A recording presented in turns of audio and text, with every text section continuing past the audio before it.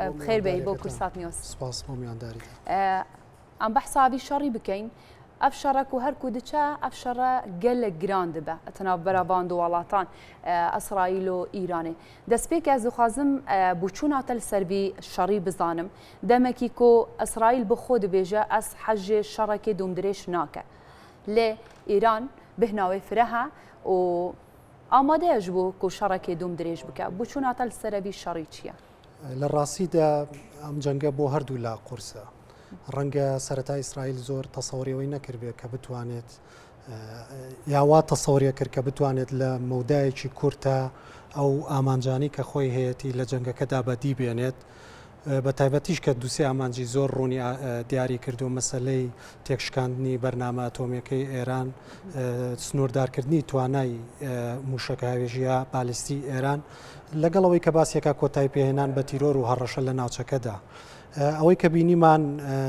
هەرچەندە بەراوردی توانای تەکنەلۆژی بە تایبەتی لە تەکنۆلۆژی سەربازی لە نێوان ئێران و ئیسرائیلان ناکرێت بەس بە جۆرێک لە جۆرەکان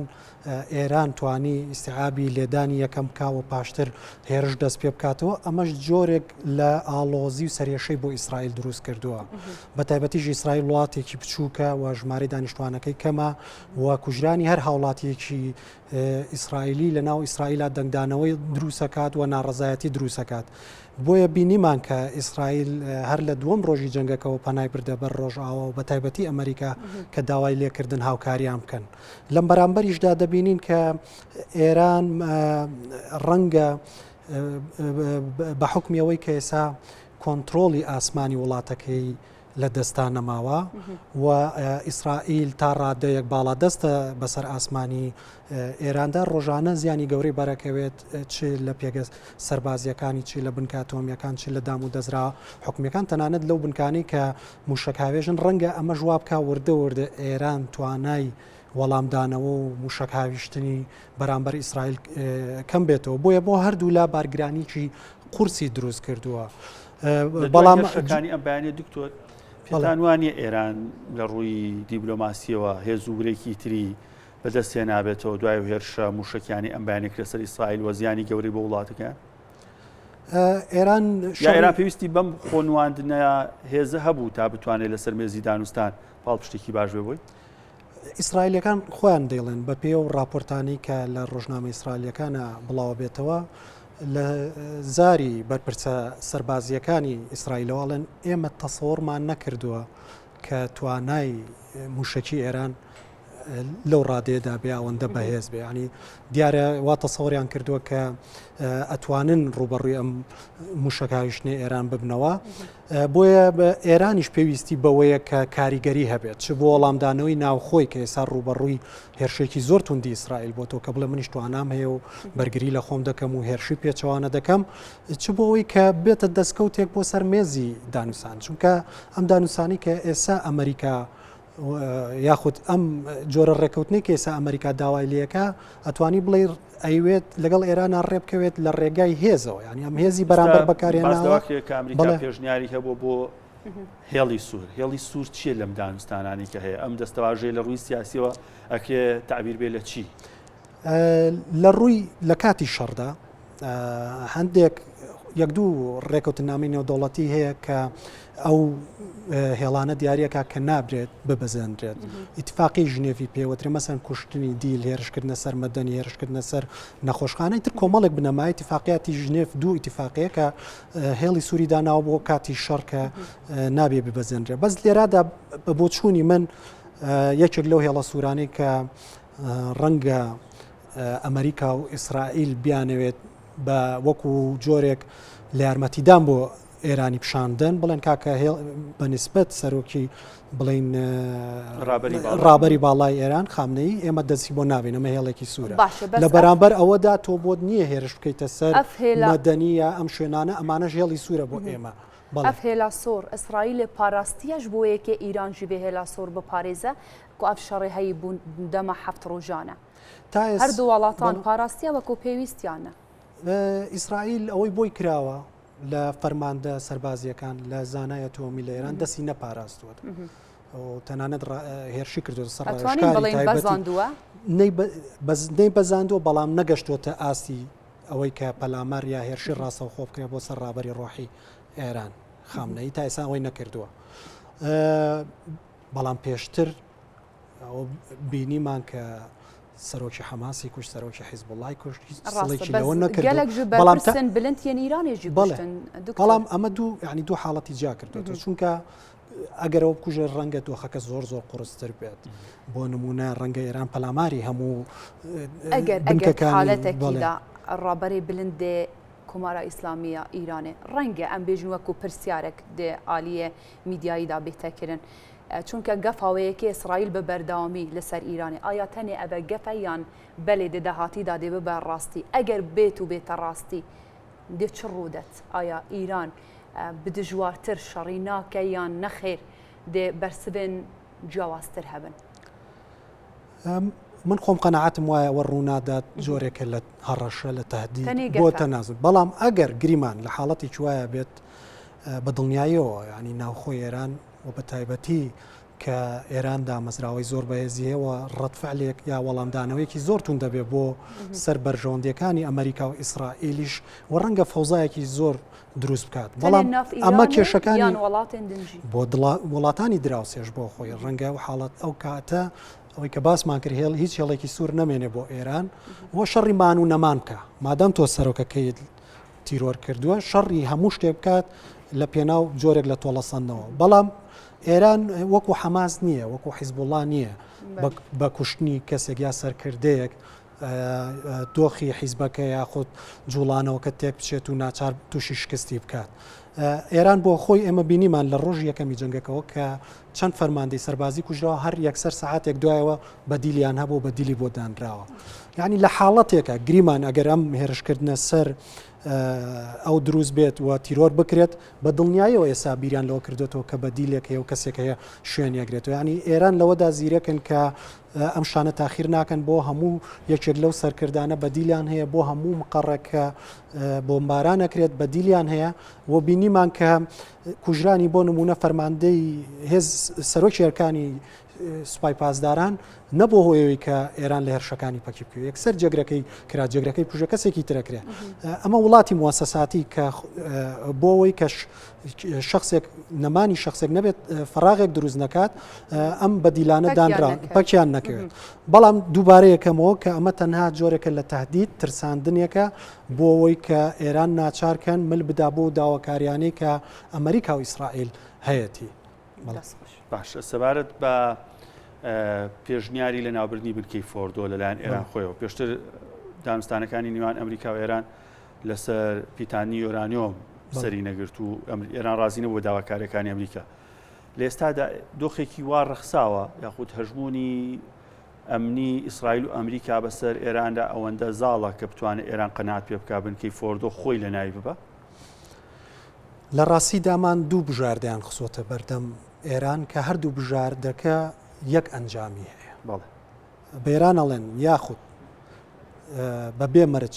تەسلیم بە و هەموو بەرنامە ئەتۆمیەکەت بە تایبەتی پیتاندنی یۆرانیۆم هەڵبۆشێنەرەوە و ئێمە خۆمان تیمێگەنێرین کە بەشدار بێت لە هەڵۆشانەوەی بڕۆژ بە تۆ ناکەین کەمە نەتیجە ئەنجامیەکەی کۆتای پێهێنانە بە بەرنامە ئەتۆمیەکە ئێران، یاخود ئێمە لێدەین و ئەم لێدانە لە توانای ئیسرائیلدا نییە کە خۆی بەتەنها ئەو ویزگە ئەتۆمیە فۆردۆ لە ناو بەرێت، چونکە پێویستی بە توانای تەکنەلۆژی سەربازی پێشکەوتوو هەیە کە لە توانای تەنها لە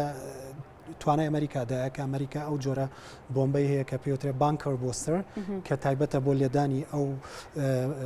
مەلجەعانی ئەو بەنکەرانەی کە لە قوڵایەکی زۆری ژێرزەویدان و تەنها فڕۆکەی سەربازی جۆری B-52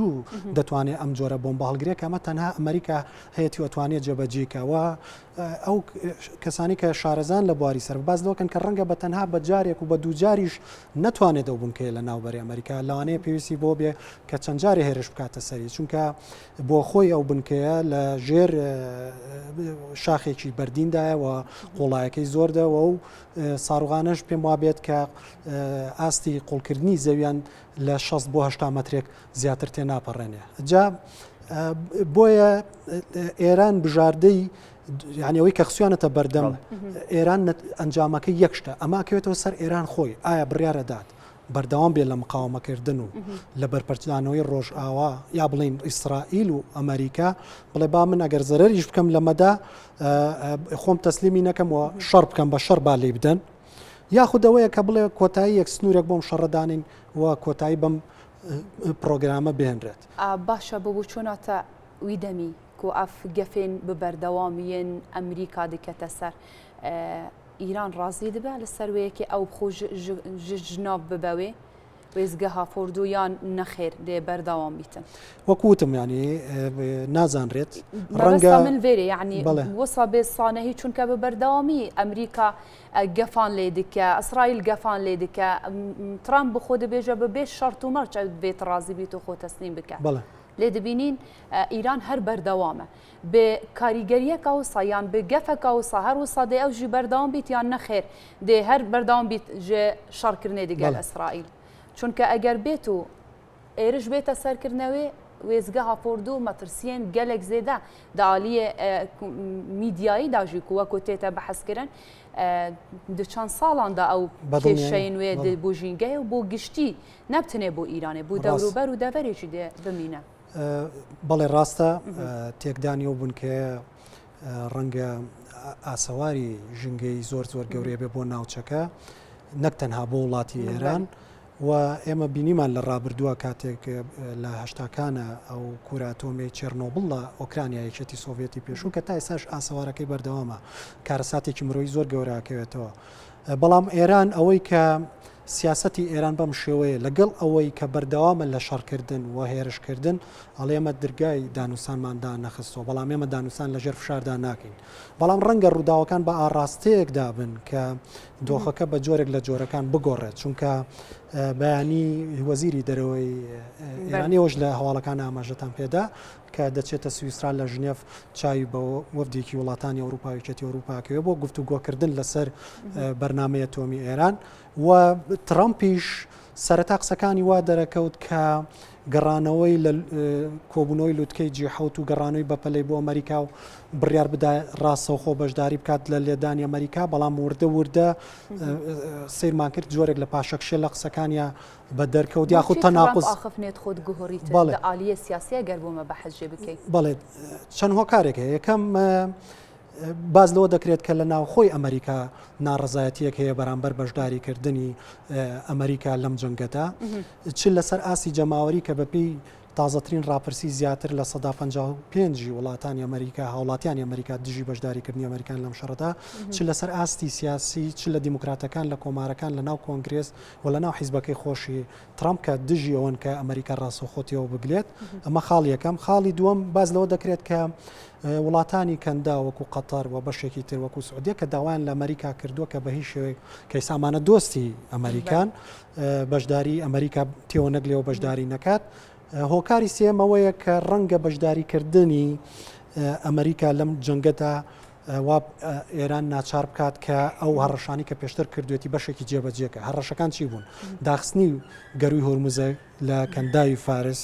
کە ئەمە ڕێڕەوێکی بازرگانی زۆر گرنگە ڕەنگە قەیرانێکی ئابووری جیهانی دروست بکات و هێرشکردنە سەر ئەو بنکە سەربازیانی کە ئەمریکا لە ناوچەکەدا هەیەی ئەمریکا نۆ بنکەی سەرێکی لە ناوچەکەدا هەیە کە لە زۆربەی نزیکن لە ئێرانەوە لە قەتەر لە ئیمارات لە سعودیە لە عەمان لە عێراق لە ئوردن بنکەی هەیە و ئێران دەستی باسانی پێگا و زیاتر لە 50,000 سەربازی ئەمریکا لەم ناوچەیەدا هەیە هەر کوژرانی ژمارێک سەرباز لەو ناوچەیە سەرێشێکی گەورە بۆ ئەمریکا و بۆ ترامپ دروست دەکات. دکتۆر دەژی من لەمەوەلاتان هەڵبەت ئەمەوێ بە گرافیک هەندێ بابەت و زانایی لەسەر جەنگی ئێران و ئیسرائیل باس بکەم بۆتان بێگومان لە جەنگی نێوان ئیسرائیل و ئێران کە ئەمڕۆ حەوتەم ڕۆژە بەڕێوەچێت چەندین پێشهات و گۆڕانکاری ڕوویاوە و چەندین چەک و موشک و فڕۆکەی جیاواز لە جەنگەکەیە بەکارهێنراوە ئەو هێرشانی کە ئیسرائیل کردێ سەر ئێران لە یەکەم ڕۆژ چەندین موشک و فڕۆکەی جیاواز بەکارهات لە لایەک یەکەم جار ئێران ئیسرائیل 300 پێگەی سەرەکی لەسەر ناوچە جیاوازەکانی ئێران بۆردومان کرد لە ڕێگەی 200 فڕۆکەی جیاواز ئەو نەخشەی کە لە بەردەم منە کە ئیبینن ئەوە پەیوەستە بە ئەو ناوچەی کە ئاڵۆزیەکان بە تەواوەتی گرتوێتەوە لە لایەک ئیسرائیل کە دەستپێکی جەنگەکەی هێرشەکانی بۆ سەر ئێران دەستپێکرد لە بەرەبەیانی ڕۆژی هەینی کە 200 فڕۆکە 300 ئامانجی جیاوازیان لە ئێران بردومان کرد. لە نێوان هەردوو وڵاتیش بێگومان عێراق، ئوردن و سووریاش بوونیە کە ئاسمانی و ناوچانە بۆ هێرشەکانی هەردوولا بەکارهاتوە. لە دوای ڕۆژی یەکەم هێشتا 24 ساعتێ نەپەڕی بوو لە ئێوارەی یەکەم ئێران دەستی کرد بە هێرشەکانی بۆ سەر ئیسرائیل کە لەو هێرشانەیە چەندین موشک و درۆنی جیاوازی بەکارهێنا. ئەوەی کە هەبوو تایبەت بە ئیسرائیل لە ڕێگەی هێزی ئاسمانیەوە زیاتر هێرشەکانی بۆ سەر ئێران ئەنجامێ. بەڵام ئێران هێرشەکانی بۆ سەر ئیسرائیل لە ڕێگەی درۆن و موشکەوە بوو کە سەرەتا لە ڕێگەی 50 درۆن و پاشان لە ڕێگەی 100 موشکەوە هێرشەکانی بۆ سەر چەند ئامانجێک لە ئیسرائیل بەتایبەت لە باکوور و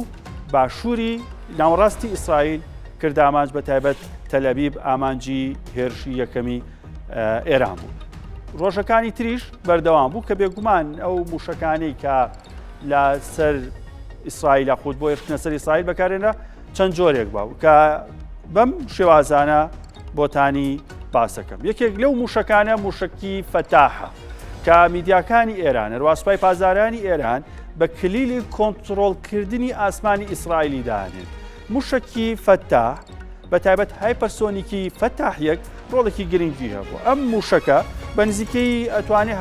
18,000 کیلۆمەتر لە سەعاتێکا ببڕێ و لە دووری 1200 کیلۆمەتر ئامانجەکەی بپێکی. بابەتی موشکی فەتاح زۆر بە ئاسانیە توانێت 18,000 کیلۆمەتر لە ساعتێکا ببڕێ و هەروە 1200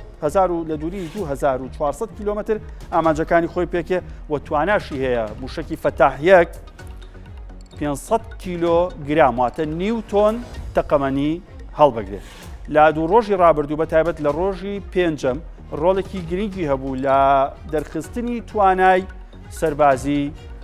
ئێراندا. موشکی دووەم کە لەم جەنگەی ئیسرائیل و ئێران بەکارە بەتایبەت لەلایەن ئێرانەوە دروستکراوی خۆیەتی و بۆ هێرشەکانی بۆ سەر ئیسرائیل بەکارێنێ موشکی عیمادە کە دیکێکی دیکەی لە موشکە دروستکراوەکانی خۆی. موشکی عیماد نزیکەی 10,000 کیلۆمەتر لە سەعاتێکا ئەبڕێ بە کەمتر لە 8,000 کیلۆمەتر لە موشکی فەتاح یەک. هەروەها ئەتوانێت لە دووری 2,700 کیلۆمەتر موشکی عیماد ئامانجەکانی خۆی بپێکێت. سنووری نێوان ئیسرائیل و ئێران 1200 کیلۆمەتر لە نوقتەی سفرەوە لە یەکەوە دوورن. بەڵام موشکی عیماد توانای هەیە 2800 کیلۆمەتر ئامانجەکانی خۆی بپێکێ. هەروەها تواناشیە 750 کیلۆگرام. ئەم موشکی عیمادە توانای هەیە 750 کیلۆگرام تەقەمەنی هەڵبگرێت. یەکێکی دیکە لەو ڕێگایانەی کە استراتیژێتی ئێرانە لە پێشتیش بەکاری هێناوە تەنانەت کە دروستکراوی ئێرانە ڕۆڵێکی کاریگەری لە جەنگی ڕووسیا و ئۆکرانیا هەبوو فڕۆکەی بێفڕۆکەوانی شاهید 136 فڕۆکەی بێفڕۆکەوانی شاهید 136 کە ئەمەیە دروستکراوی ئێران خۆیەتی ڕۆڵێکی کاریگەری هەیە و توانای هەیە کە لە خێرایەکی 185 کیلۆمەترەوەتانی بە خێرایی 185 کیلۆمەتر بفرێ و بگاتە ئامانجەکانی و توانای هەیە لە دووری 2000 کیلۆمەتر فڕۆکەی شاهید ئامانجەکانی خۆی پێکێ. لەوەش گرنگترەوەیە کە توانای هەیە 30 بۆ 50 کیلۆگرام تەقەمەنی هەڵبگرێت واتە نوکەکەی هەڵبگرێت. فڕۆکی شاهید فڕۆکەیەکی خۆکوژە واتە ئەتوانێت کاتێک کە ئەفرێت توانای گەڕانەوەی نییە. ڕاستەوخۆ چی ڕوئات خۆی بەو ئامانجەی کە هەیە ئەتەقێنێتەوە کە بۆ نمونە ئامانجەکەی لە دووری خۆی دیاری کردووە لە ئاسمانە ڕوات ڕێک خۆی پیاکێش و خۆی تەقێنێتەوە و هەروەها جیاواز لە درۆنەکانی دروستکراوی وڵاتانی تر ئەوە ناگەڕێتەوە خۆی تەقێنێتەوە بەسەر ئەوێ. سەرنجتان بۆ هەندێ زانیاری تر ڕاکێشم لەسەر ئیسرائیل و ئێران. ئەوەی کە هەیە تایبەت بە ئیسرائیل بە هەندێ زانیاریتان پێ بڵم. ئیسرائیل ڕووبەرەکەی بچووکە بەراورد بە ئێران. ڕووبەرەکەی 22,145 کیلۆمەتر دووجاهە. لە بەرامبەرە ئێران ڕووبەرێکی هەتا بڵێ فراوانی هەیە. ڕووبەری ئێران 1,648 کیلۆمەتر دووجاهە. ئەگە بەراوردێ بکەین لە نێوان ئیسرائیل و ئێران ئیسرائیل یەک لەسەر هەشتای خاکی ئێرانە کە ئەمە لەلایەن بەرگری ئاسمانیەوە پێگەیەکی بەهێزیات بە ئیسرائیل، بەڵام گەورەی قەبارەی ئێران کەمێک ئێران وا دەرەخات کە سیستەمی بەرگری لاواز بێت. ئەم جەنگەی کە دروست بووە ئامانجی سەرەکی بریتە لەوەی کە پەیوەستە بە چەکی ئەتۆمی ئیسرائیل کە هەمیشە ئەوێ هێرش بکاتە سەر ئێران خۆی خاوەنی 90 کڵاوەی ئەتۆمیە، ئەوەی کە باسەکرێ بەشیەوەی کە 9 جار زەوی دروست بکرێتەوە ئەوە توانێت لە ناوی بە. ئیسرائیل 90 کڵاوەی ئەتۆمی هەیە، بەڵام تاکو ئێستا پشڕاز نەکراوەتەوە کە ئێران هیچ کڵاوێکی ئەتۆمی بێت، تەنها 7 وێزگەی ئەتۆمی هەیە کە بەشێکیان سنتەری توێژینەوە، هەندێکیان پیتانی یۆرانیۆمن، هەندێکیان ئاوی قورسن و هەندێکی دیکەیان بە تەواوەتی یورانیومیان تیا ئەپیتێنرێت. سەبارەت بە هێزی سەربازی بە ژماری چەکدار هەرچەندە تاکو و ڕۆژی حوتەم کە ئێستا هەین وەروە شرۆڤەکارانی ژەم بابەتیان باس کردووە لەبەروی سنووری هەردوو وڵات لەیەکەوە دوورن. ئیسرائیل هاوسنوور نییە لەگەڵ ئێرانە، ئەگەری پێکدادانی چەکداری واتە هێزی مرۆیی هێزی چەکداری مرۆیی کەمێک لاوااستر بووە، بەڵام وەکو ئاماژەیەک هێزی سەربازی فەرمی ئێران 350,000 چەکداری فەرمی هەیە کە زیاتر ئەمە هێزی ئارتە شەگرێتەوە، نەک ئەوەی کە هێزەکانی سوپای پاسداران یاخود دەستگا هەواڵگیریەکان دەستگا ئەمنیەکانی تر بەرپەرشدانەوەی خێرا بگرێتەوە. لە بەرامبەرە ئیسرائیل بە نزیکەی 196,000 هێزی چەکداری هەیە کە ئەم هێزە چەکدارەی ئیسرائیل هێزی چەکداری فەرمین یەدەگیتیانە و ئەم هێزەی ئیسرائیل بەوەی شەڕی غەزەوە لە ماوەی 2 ساڵی ڕابردوو لەگەڵ لوبنان لەگەڵ حیزبوڵا لە لوبنان هێزێکی چەکداری ماندووە، بۆیە ئەگەر باتایە ڕوبەڕوو و هێزی مرۆیی بەشدار بوونە ئەوە تا ئاستێک دەرەکەوت کە ئیسرائیل هێزەکەی ماندووە و کەمتر ئەتوانێت کاریگەری لەسەر یەکلاکردنەوەی بەرەی جەنگەکە بێت. ئەوە هەندێ زانیاری بوو سەبارەت بە بابەتی پەیوەست بە ئەمریکا و یاخود ئیسرائیل و ئێران کە لە ڕووی هێزی سەربازی موشک وەروە درۆن و چەکداریشەوە ئەم بابەتە مان باسکی با لە دکتۆر ئاکۆ بپرسم. دکتۆر ئاکۆ زۆر سپاس. تا چەند ئەوەی کە ناتوان هێزی مرۆیی چەکدار ڕوبەڕوو یەکتر بنەوە دەرفەتێکی باشتری بۆ ئیسرائیل ڕەخسان دەبێت ئەگەر بتوانرای ئەم ڕوبەڕوو بوونەوە ڕووباوا سنوور بوونا پێتان وا بوو تەرازووی هێز بەلای کامیانە زیاترشکار؟ لە ڕاستیدا ئێران زیاتر لە 40 ساڵە ئابلوقەی لەسرە و بە دەیان ڕوبەڕووی دەیان سزای نێودەوڵەتی بۆتەوە، بۆیە ئەتوانی بڵێ ئێران لە ڕووی تەکنەلۆژیای سەربازیەوە توانای تەکنەلۆژیای سەربازی ئیسرائیلی نییە. وەکو جەنابەت ئاماژەت پێدا لە ڕووی ژمارەوە ئێران لە هەموو شتێکە لە پێش ئیسرائیلە لە ڕووی ژمارەوە، بەڵام لە ڕووی تەکنەلۆژیای سەربازیەوە ئیسرائیل باڵادەسترە با حکمیەوەی کە خۆی ئیسرائیل وڵاتێکی پێشکەوتووە لە ڕووی پیشەسازی و تەکنەلۆژیەوە و لە هەمان کاتیشا پشتگیریەکی گەورەی ئەمریکا وڵاتانی ئەوروپای هەیە و دەستی بە هەموو تەکنەلۆژیاگەگرێت. بۆیە ینی ئەگەر بش هاتایە لە ڕووی هاوسنوورەوە بوونایە هاوسنوور بوونە ڕەنگە هەر بە جۆرێک لە جۆرەکان قۆناغە سەرەتایەکانی بە بەرژەوەندی ئیسرائیل بشکایەتەوە، چونکە جەنگی ئێستا ینی چەمکی جەنگی سەربازی ئاڵۆگۆڕی بەسەردا هاتووە. جەنگ چیتر ئەو جەنگە تەقلیدی نییە کە دوو وڵات تۆ بەرامبەر یەکدانیان و سەربازەکانیان ئێستا بۆتە جەنگی درۆن و لە هەمووشی گرنگتر ئێستا جەنگ باڵادەستی هێزی ئاسمانیە، ئەو هێزی بتوانێت کۆنتترۆلی ئاسمان بکات ئەتوانێت جەنگەکەش لە بەرژەوەندی خۆی یەکلا بکاتەوە کە ئێمە بینیمان تا ئێساشی لەسەر بێت ئیسرائیل تا ڕادەیەکی زۆر کۆنتترۆلی ئاسمانی ئێرانی کردووە لەبەرەوەی کە توانای ئەوەی کە پێوترێت دیفاعاتی جەوی ئێران تەطویری پێنەدراوە، ئەگەر تەطویریشی پێدرابێت لە ئاسێکی پێویستان نەبووە کە ڕوبەڕووی ئەو فڕۆکە پێشکەوتوانە و ئەو موشەکە پێشکەوتوانە بداتەوە. یعنی ئەمە لەم چەند ڕۆژەی پێشوە بینیمان کاتێک کە ئێران گوژمەیەک موشەکە نێرێ بۆ سەر ئیسرائیل هەرچەندە هەندێکیان دەی پێکێت، بەڵام ئیسرائیل بە حکمیەوەی کە لە ڕووی بەرگری ئاسمانیەوە خاوەنی موشکی زۆر پێشکەوتووە سیستمی زۆر پێشکەوتووە ئەتوانێت تا ڕادێک لە سەدانەوەی ئەو موشکانە بخاتە خوارەوە یاخود نێڵێ بگەنە ئامانجەکانیان. باشە دکتۆر سەبارەت بە کۆبوونەوەکانی ئێران و ئەوروپا کە بڕیار سبێنێ وەزیری دەرەوەی ئێران لەگەڵ سێ وڵاتی ئەوروپی بەریتانیا و فەڕەنسا و ئەڵمانیا لە جنێف کۆ بێتەوە. پێتان وایە ئەوروپیەکان ئێستا کاریگەریان لەسەر هێورکردنەوەی دۆخی ڕۆژهەڵاتی ناوەڕاست مابێ یاخود قسەی یەکەم ئێستا ئەمریکا و ئیسرائیلەکە؟ بە دڵنیاییەوە ئەمریکا ڕۆلی سەرەکی هەیە لە ناوچەکەدا، بەڵام ئەم وڵاتە ئەوروپیانەش کاریگەریان دەبێت لەسەرەوەی کە چی ڕۆداوە، چونکە هەچ کێشەیەک هەچ قەیرانێک لە ناوچەکەدا ڕوودات بە دڵنیاییەوە پەرچەکردارەکانی تەشەناسێنێ بە وڵاتانی تر. بۆیە ئەمان پێشتر ئەم وڵاتانی کە باست کرد بریتانیا و فەڕەنسا و ئەڵمانیا بەشدار بوون لەگەڵ ئەمریکا لە ڕێکەوتنی